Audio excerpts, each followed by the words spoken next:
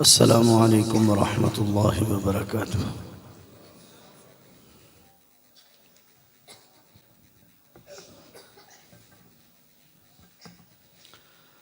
الحمد للہ وحدہ والصلاة والسلام علی من لا نبی بعدہ لا نبی بعدہ ولا معصوم بعدہ اما بعد فاعوذ باللہ من الشیطان الرجیم بسم اللہ الرحمن الرحیم النبی اولیٰ بالمؤمنین من انفسهم وازواجہ امہاتہم قال اللہ تبارک وتعالی وَإِذْ أَخَذَ اللَّهُ مِيثَاقَ النَّبِيِّينَ لَمَا آتَيْتُكُم مِّن كِتَابٍ وَحِكْمَةٍ ثُمَّ جَاءَكُمْ رَسُولٌ مُّصَدِّقٌ لِّمَا مَعَكُمْ لَتُؤْمِنُنَّ بِهِ وَلَتَنصُرُنَّهُ قال النبي صلى الله تعالى عليه وسلم إنما بعثت لأتمم مكارم الأخلاق صدق الله وصدق رسوله النبي الكريم ونحن على ذلك لمن الشاهدين والشاكرين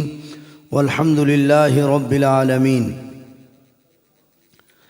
صبا یہ تو جا کے کہیو میرے سلام کے بعد، صبا یہ تو جا کے کہیو میرے سلام کے بعد کہ تیرے نام کی رٹ ہے خدا کے نام کے بعد۔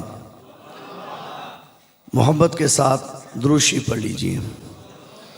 اللہم صلی علی محمد وعلی آل محمد کما صلیت علی ابراہیم وعلی آل ابراہیم انک حمید مجید۔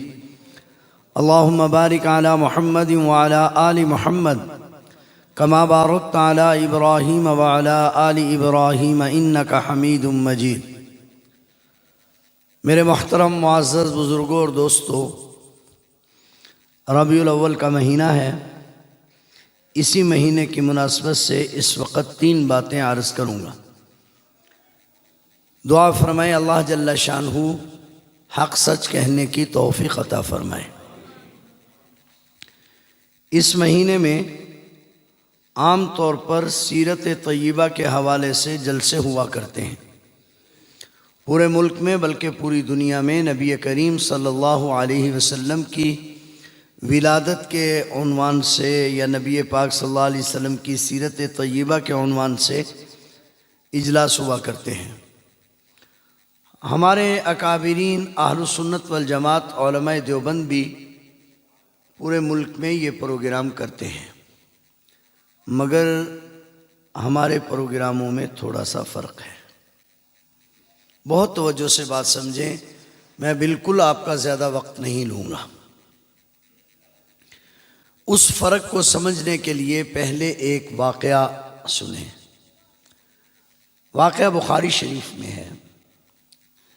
نبی کریم صلی اللہ علیہ وسلم کے صحابہ کرام پر جب ظلم و ستم کی انتہا ہو گئی مکہ مکرمہ میں، تو صحابہ کرام کو ہجرت کی اجازت مل گئی۔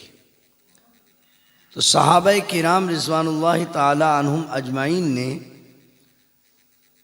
پہلی ہجرت حبشہ کی طرف کی اور دوسری ہجرت مدینہ طیبہ کی طرف کی۔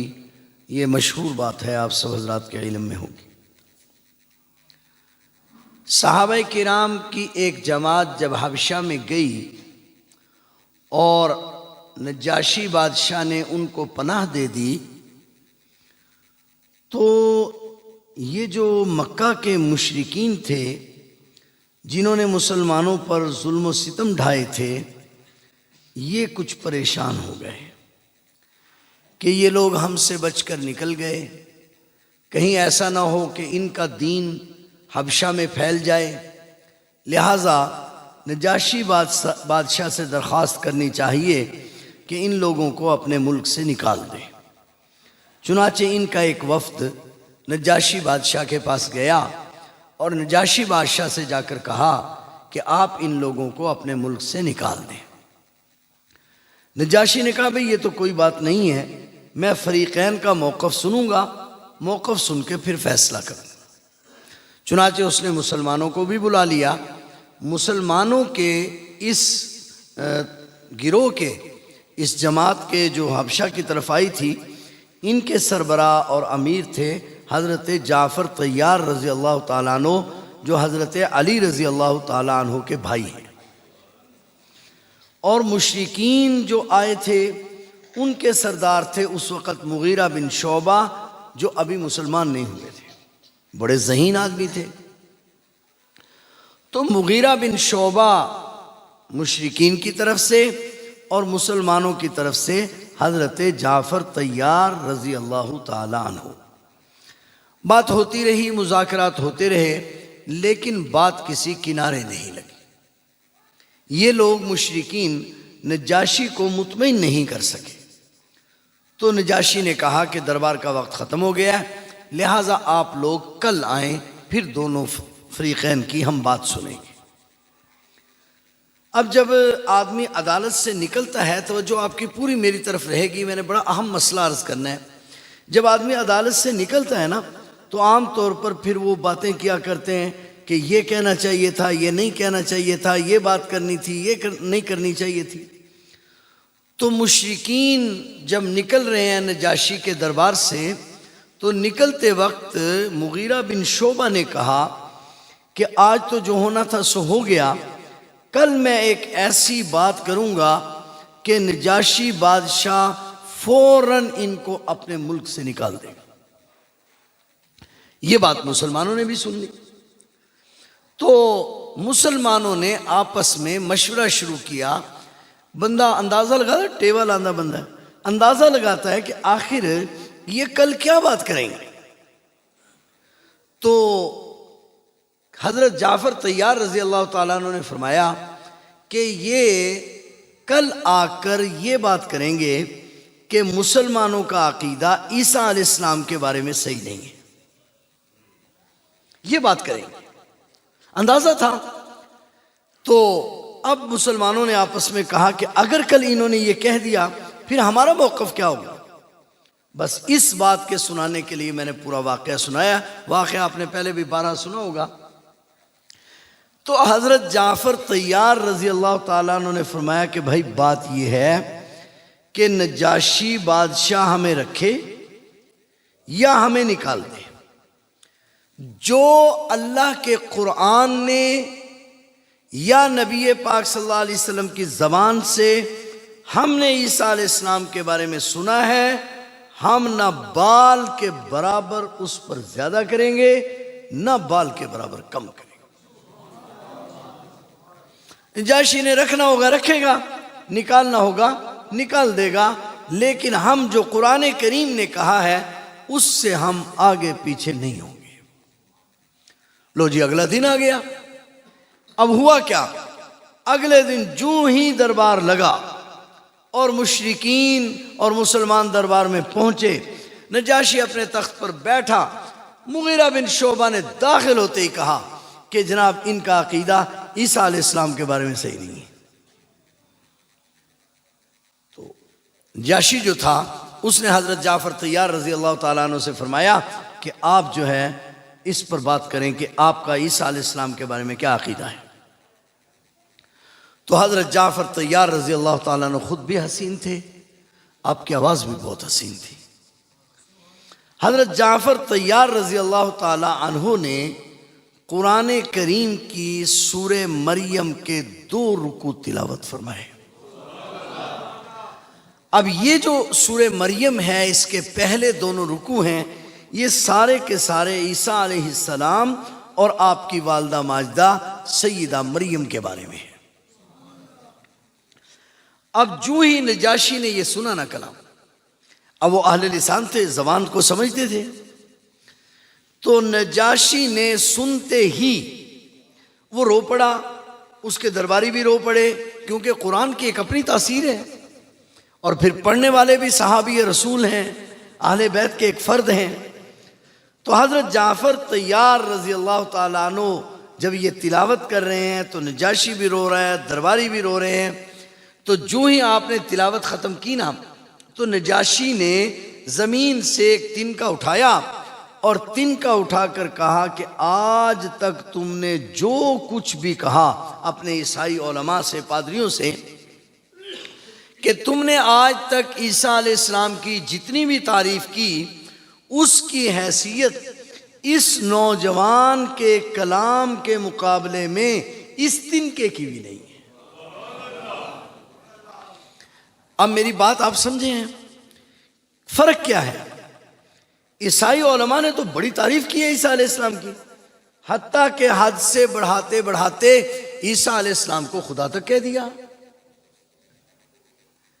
جعفر طیار رضی اللہ تعالیٰ عنہ نے کیا کیا کہ آپ نے وہ کلمات کہے جو کلمات اللہ تعالیٰ کے کہے ہوئے تھے۔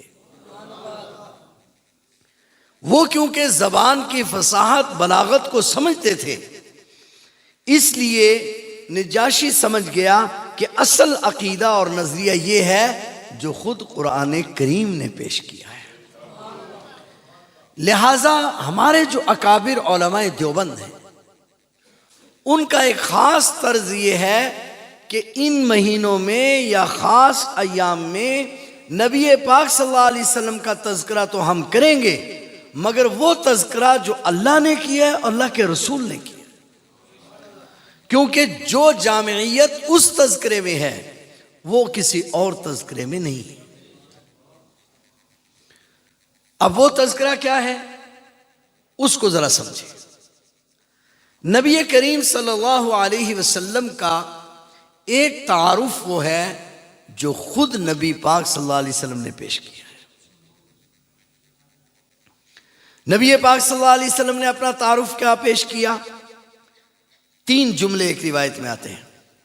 آپ علیہ السلام نے فرمایا، میں اپنے دادا ابراہیم علیہ السلام کی دعا کا نتیجہ ہوں۔ حضرت ابراہیم علیہ السلام اللہ کے خلیل ہیں۔ ایک بات تھوڑی سی سمجھیں، ایک ہے نبوت اور رسالت۔ یہ نبی کا انتخاب کس کی طرف سے ہوتا ہے؟ اللہ کی طرف سے۔ میں اکثر یہ مسئلہ ذکر کیا کرتا ہوں، مسئلہ سمجھانے کے لیے، شاید پہلے بھی بات کی ہو، کہ نبی کی 6 خصوصیات ہوتی ہیں۔ ایک یہ کہ نبی انسان ہوتا ہے، دوسرا یہ کہ نبی مرد ہوتا ہے، تیسرا یہ کہ نبی پر وحی آتی ہے، چوتھا یہ کہ نبی معصوم ہوتا ہے، پانچواں یہ کہ نبی کو معجزہ دیا جاتا ہے، اور چھٹا یہ کہ نبی کا انتخاب اللہ کی طرف سے ہوتا ہے۔ ٹھیک ہے؟ یہ ہر ایک بات بہت تفصیل طلب ہے، لیکن میرا موضوع رہ جائے گا اگر میں اس بات پر لگ گیا۔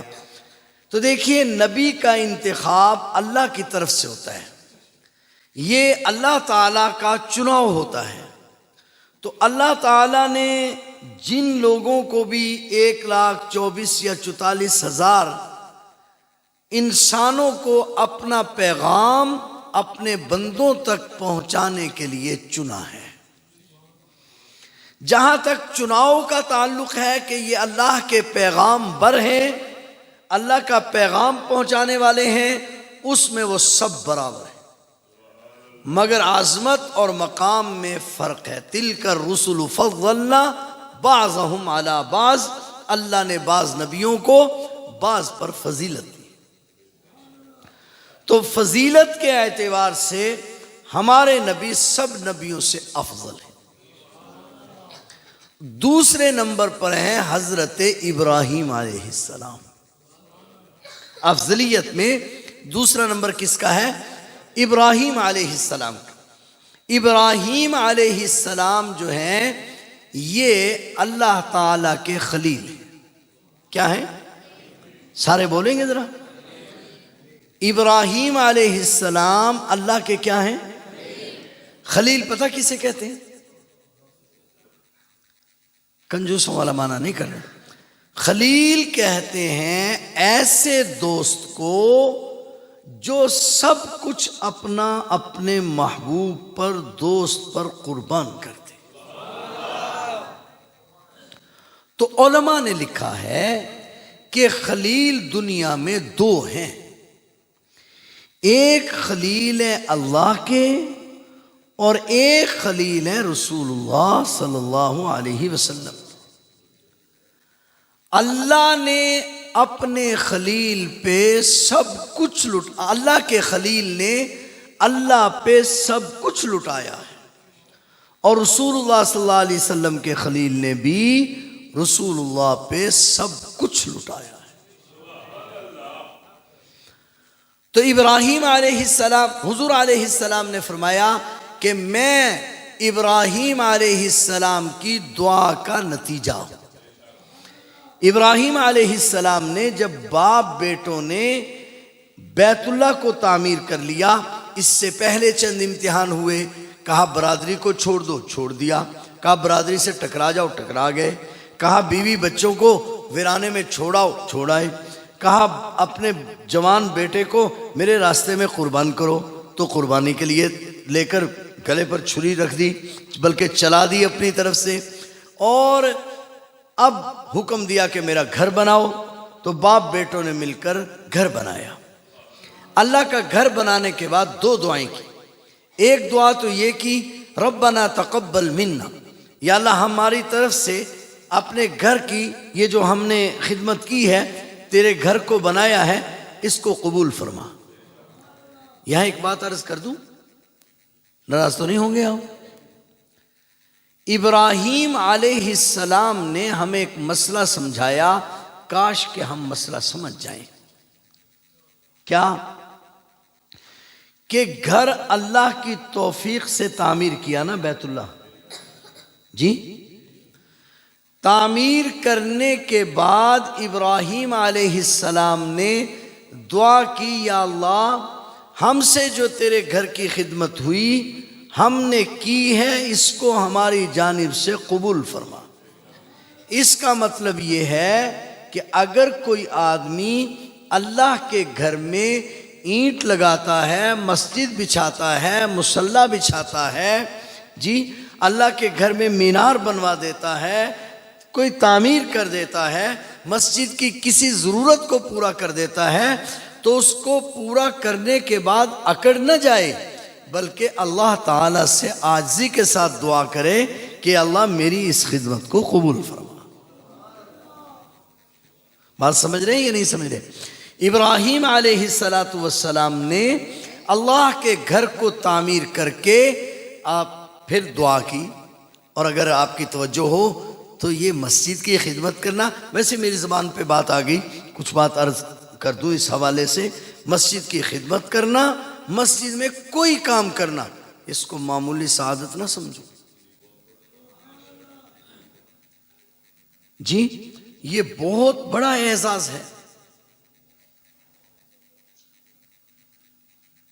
سیدنا فاروق اعظم رضی اللہ تعالیٰ عنہ کا زمانہ ہے، یہ نبی پاک صلی اللہ علیہ وسلم کے وہ خلیفہ ہیں جنہوں نے انسانوں کے ساتھ ساتھ اللہ کی مخلوقات میں سے ہوا نے بھی ان کا کہا مانا ہے، آگ نے بھی ان کا کہا مانا ہے، مٹی نے بھی ان کا کہا مانا ہے، پانی نے بھی ان کا کہا مانا ہے۔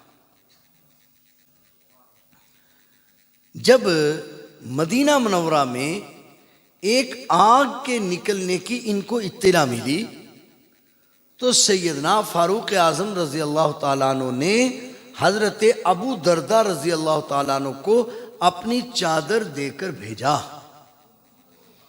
کہ یہ چادر لے جاؤ اور اس آگ کو پیچھے ہٹاؤ۔ اب چادر اور آگ کا کوئی جوڑ ہے؟ لیکن مسئلہ تو حکم کا تھا۔ حضرت ابو دردہ رضی اللہ تعالیٰ عنہ کی کتابوں میں لکھا ہے، سیدنا فاروق اعظم رضی اللہ تعالیٰ عنہ کی وہ چادر آپ کے پاس ہے، آپ اس آگ پر مارتے ہیں، کہتے پیچھے ہٹو، پیچھے ہٹو، پیچھے ہٹو۔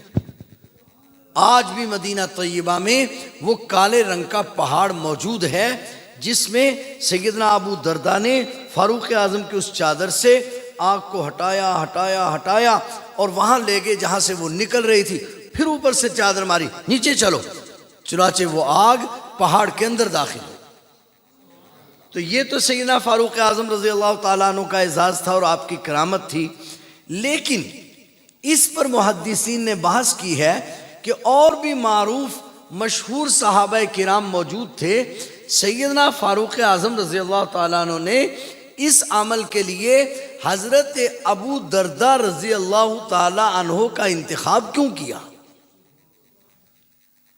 اور بھی جلیل القدر صحابہ موجود تھے، خود فاروق اعظم بھی جا سکتے تھے، تو آپ نے حضرت ابو دردہ کا جو انتخاب کیا، ابو دردہ میں وہ کون سی خصوصیت تھی جس کی وجہ سے انتخاب کیا گیا؟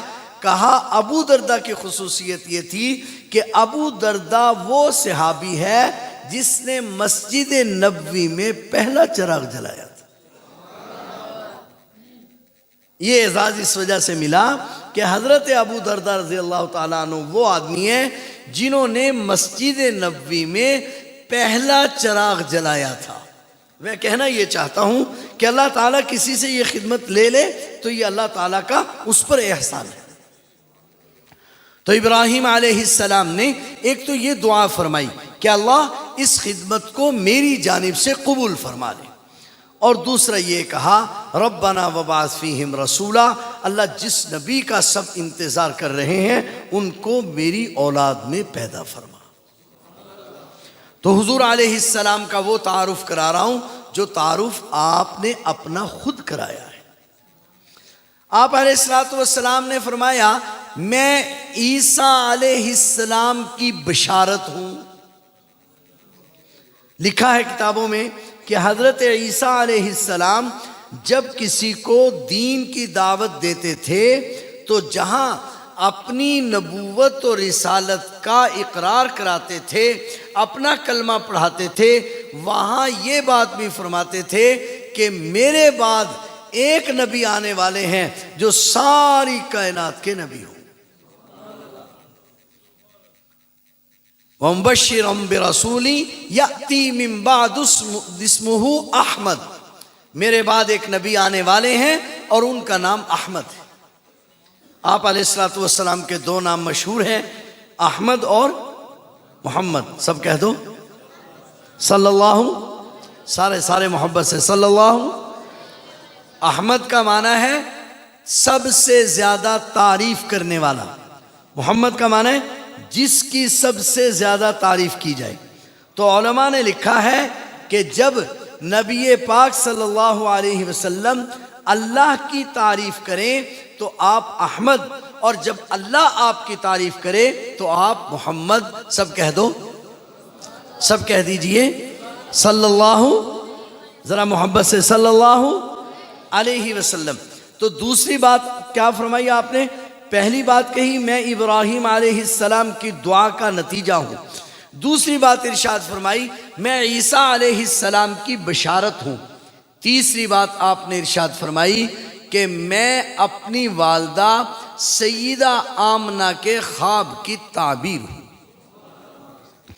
سیدہ آمنہ سلام اللہ علیہا نے ایک مرتبہ خواب دیکھا کہ میرے پیٹ میں سے ایک چاند نکلا اور آسمان پر چلا گیا اور اس نے ساری دنیا کو روشن کر دیا۔ میں اپنی والدہ حضرت آمنہ کے خواب کی تعبیر ہوں۔ چوتھا جملہ یہ میں وہ تعارف پیش کر رہا ہوں جو حضور علیہ السلام نے اپنا تعارف خود کرایا۔ آپ علیہ السلام نے فرمایا میں عاتقاؤں اور فاطماؤں کی اولاد ہوں، عاتقاؤں اور فاطماؤں کی اولاد ہوں۔ عاتقہ کس کو کہتے ہیں؟ عاتقہ اس عورت کو کہتے ہیں جس کو اپنی زندگی میں کسی غیر محرم نے نہ دیکھا ہو، اور فاطمہ اس عورت کو کہتے ہیں کہ نہ اس نے کسی غیر محرم کو دیکھا ہو اور نہ کسی غیر محرم نے اس کو دیکھا ہو۔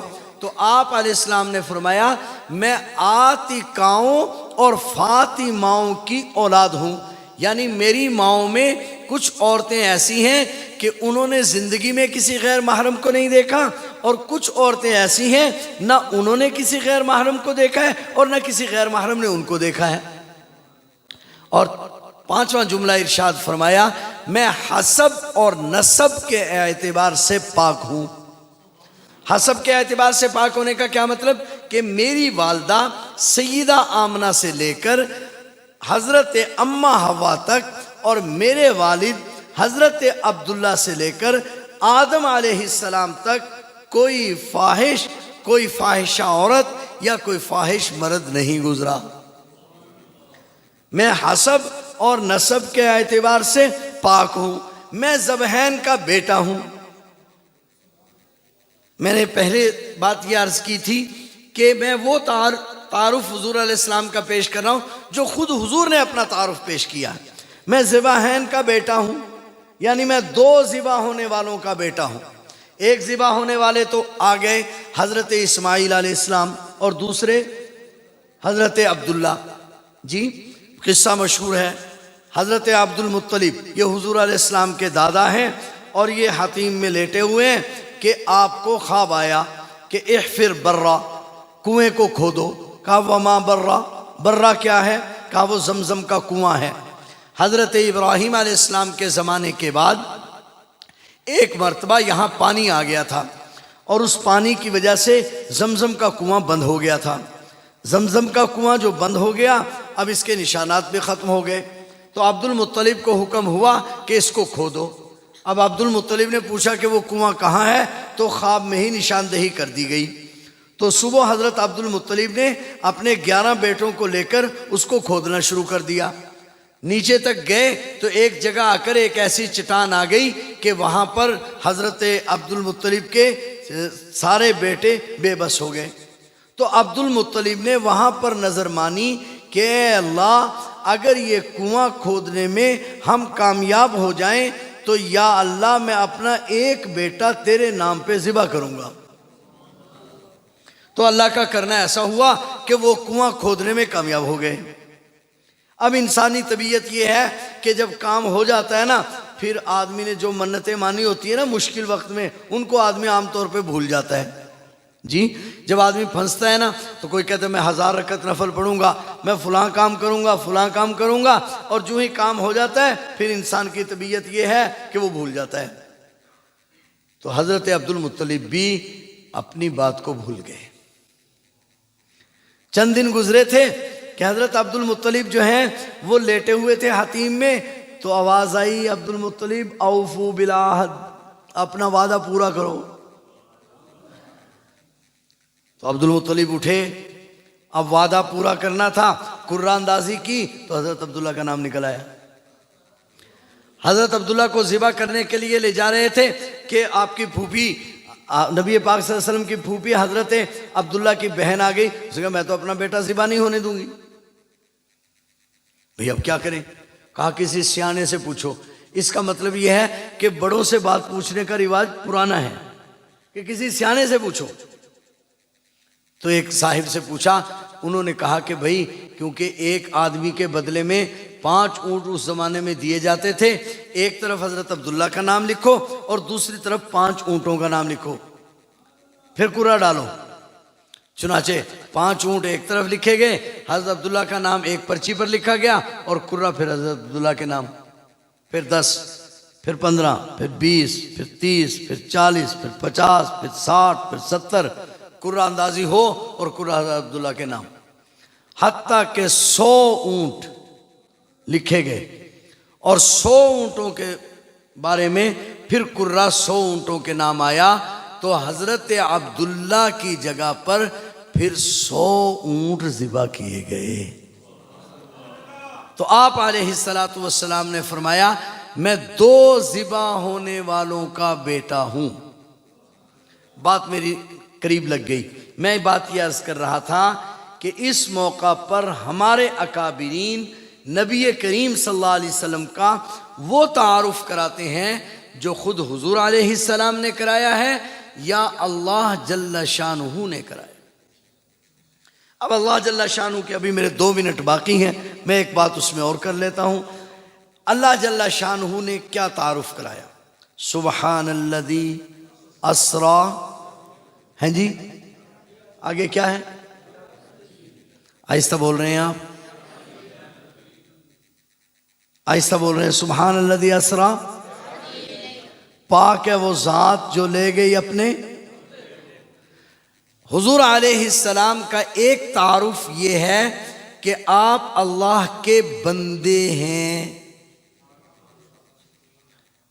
حدیث میں آتا ہے، حضرت عبداللہ بن مسعود رضی اللہ تعالیٰ عنہ راوی ہیں، فرماتے ہیں جس دن یہ آیت نازل ہوئی اس کے بعد نبی پاک صلی اللہ علیہ وسلم نے اپنی پوری زندگی میں کبھی ٹیک لگا کر کوئی چیز تناول نہیں فرمائی، کہ بندے کی یہ شان نہیں ہے کہ وہ ٹیک لگا کر کھائے۔ اچھا اب ذرا غور فرمائیے، بس اس پر تھوڑی سی بات کرنی ہے۔ حضور علیہ السلام اللہ کے بندے اور اللہ کے رسول ہیں۔ یہ حضور علیہ السلام کا وہ تعارف ہے جو اللہ تعالیٰ کرا رہے ہیں۔ لیکن جب یہ واقعہ بیان کرنے لگے، کیونکہ معجزات میں نے شروع میں عرض کیا، نبی کی ایک خصوصیت معجزہ بھی ہے۔ اللہ نے سب نبیوں کو معجزات دیے ہیں، مگر لکھا ہے کتابوں میں کہ سب سے زیادہ معجزات ہمارے نبی کے بعد موسیٰ علیہ السلام کو دیے گئے ہیں۔ کن کو؟ موسیٰ علیہ السلام کو۔ اور ان کو کتنے معجزات دیے گئے ہیں؟ 9۔ کتنے؟ 9 معجزات۔ کہا جاتا ہے کہ سب سے زیادہ معجزات موسیٰ علیہ السلام کو دیے گئے ہیں، اور موسیٰ علیہ السلام کو کتنے معجزے دیے گئے؟ 9۔ اور ہمارے نبی کو کم از کم جو تعداد محدثین نے لکھی ہے وہ 3000 ہے۔ تو آپ علیہ السلام کے 2 معجزے سب سے بڑے ہیں، ان میں ایک معجزہ معراج ہے۔ میں صرف تعارف کرانا چاہ رہا ہوں۔ سبحان الذی اسریٰ بعبدہ، مفتی محمد شفیع صاحب رحمۃ اللہ علیہ لکھتے ہیں کہ معراج تو باقی نبیوں کو بھی ہوئی، مگر باقی سب کو زمین پر اور آپ کو کیوں؟ اس لیے کہ باقی نبیوں کی نبوت بھی زمین پر تھی، ان کی معراج بھی زمین پر۔ ہمارے نبی کی نبوت کیونکہ زمین کے ساتھ آسمان پر بھی تھی، اس لیے ہمارے نبی کی معراج آسمان پر۔ جب اللہ اس کو بیان کرنے لگے تو کیا کہا؟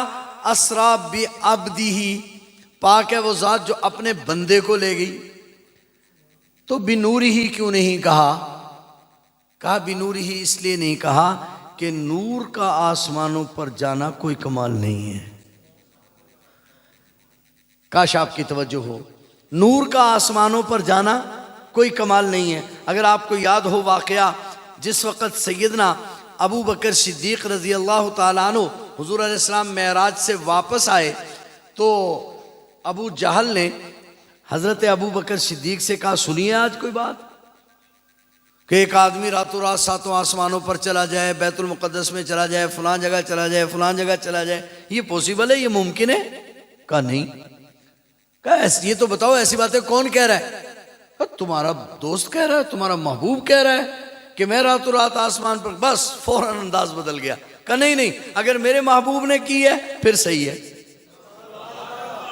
کہا ابو بکر کوئی بات کرنے کی کرو، کوئی آدمی راتوں رات 7 آسمانوں پر جا سکتا ہے، بیت المقدس میں پہنچ سکتا ہے، راتوں رات کوئی اتنا کر سکتا ہے؟ تو کیا عجیب جملہ فرمایا ان کا نوکر اور خادم، ان کا غلام جبرائیل جب ایک دن میں کئی بار جا سکتا ہے تو آقا کیوں نہیں جا سکتا؟ تو کہا سبحان الذی اسریٰ بعبدہ بنورہ، اس لیے نہیں کہا کہ نور کا جانا کون سا کمال ہے، نور تو جاتا رہتا ہے، بندہ ہو کر عرش پر پہنچے تو یہ کمال ہے۔ اور پھر کہا برسولہ بھی نہیں کہا، بعبدہ کہا، کیونکہ رسول اس کو کہتے ہیں جو اللہ کی طرف سے آئے۔ اس وقت تو نبی پاک صلی اللہ علیہ وسلم اللہ کی طرف جا رہے ہیں، ادھر سے آ نہیں رہے، اس لیے اس کی طرف سے آئے تو رسول کہلاتا ہے، اور اس کی جناب میں بڑھ جائے تو عبد کہلاتا ہے۔ اس لیے حضور علیہ السلام کا ایک تعارف یہ ہے کہ آپ علیہ السلام اللہ کے بندے اور اللہ کے رسول ہیں۔ اللہ جل شانہ ہم سب کو سمجھ نصیب فرمائے۔ آخر دعوانا الحمدللہ۔